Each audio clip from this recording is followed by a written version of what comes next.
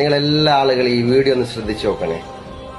ഇത് ഒരു പള്ളിയിൽ റാത്തീബോ മറ്റൊന്നും നടക്കുന്നതെന്നല്ല. ഇത് എല്ലാ ദിവസവും ഒരു പള്ളിയിൽ സുബഹി നമസ്കാരത്തിന് വന്ന ആളുകൾക്ക് 1-ാം നമ്പർ കട്ടൻ ചായയും 1-ാം നമ്പർ മുട്ടയും കൊടുത്തു അവർ സ്വീകരിക്കുന്ന ഒരു പള്ളിയാണ്. ഇതൊരു ഹള്ളി പ്രദേശമാണ്. നമ്മുടെ കർണാടക ഭാഗത്ത് സ്ഥിതി ചെയ്യുന്ന സുന്നമൂല എന്ന് പറയുന്ന ചെറിയൊരു മഹല്ലാണ്. എന്റെ ഒരു സുഹൃത്താണ് അവിടെ ജോലി ചെയ്യുന്നത്. അദ്ദേഹത്തിന്റെ അധ്വാനങ്ങളും പരിശ്രമങ്ങളും കൊണ്ടാണ് ഈ പരിപാടിയൊക്കെ നടക്കുന്നത്.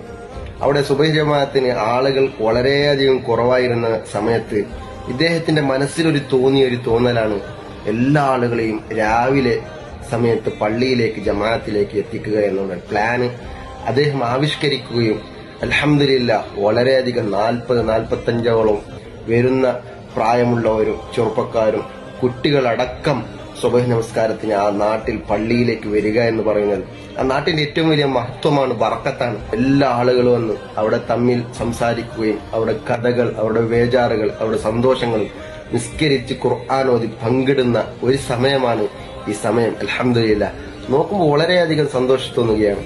ഇതുപോലത്തെ എല്ലാ പദ്ധതികൾക്കും എല്ലാ ജമാഅത്തുകളിൽ ഈ ഒരു പദ്ധതി ആവിഷ്കരിച്ചാൽ നമ്മുടെ പള്ളികളിൽ ആളുകൾ കൂടാൻ വളരെയധികം സാധ്യത കൂടുതലാണ്. ഇന്ന് കോടിക്കണക്കിന് പള്ളികൾ നമ്മുടെ ഓരോ നാടുകളിൽ ഫൈറ്റായി മുന്നിലിറങ്ങിക്കൊണ്ട് കെട്ടാൻ ശ്രമിക്കുന്നു.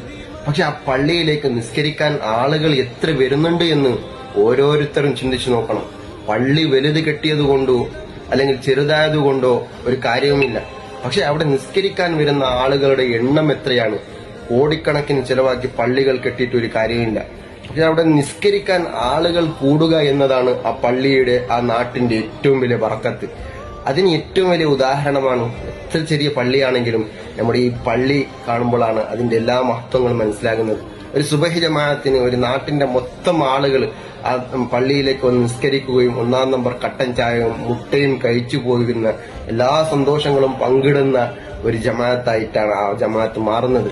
അൽഹംദുലില്ലാഹ് അല്ലാഹു ആ നാട്ടുകാർക്കും ഇതിനുവേണ്ടി അധ്വാനിച്ച ആ ഉസ്താദിക്കും ദുനിയാവിലും ആഖിറത്തിലും ഒട്ടും കുറയാതെ എല്ലാ നിലക്കുള്ള ഖൈർ ബറക്കത്ത് അല്ലാഹു തആല ചൊരിച്ചു കൊടുക്കട്ടെ എന്ന് നമുക്ക് ആത്മാർത്ഥമായി പ്രാർത്ഥിക്കാം. ഇതുപോലത്തെ ഒരു ജമാഅത്തായി നമ്മുടെ ജമാഅത്ത് മാറണം.